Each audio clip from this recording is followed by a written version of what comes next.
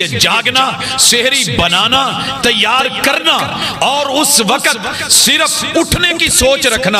اللہ زندگی کو ایسا بابرکت بنا دیتا ہے، اس سے بڑھ کے برکت کوئی نہیں۔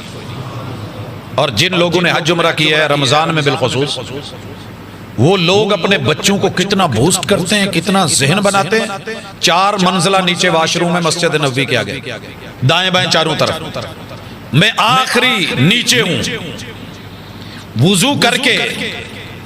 اٹھا ہوں تو چھوٹے سے ننھے سے بچے نے، مجھے اتنا چھوٹا بچہ نظر ہی نہیں آ رہا، میری انگلی پکڑ لی، ریشم جیسے ہاتھ، انگلی پکڑی اور انگلی پکڑ کے کیا رہا ہے، تعال یا امی فطر معنا، انکل ایک کام کرو، آج آپ نے مسجد نبوی میں ہمارے دسترخوان پہ آ کے روزہ افطار کرنا۔ یہ قوم کی تربیت ہے، نسلوں کی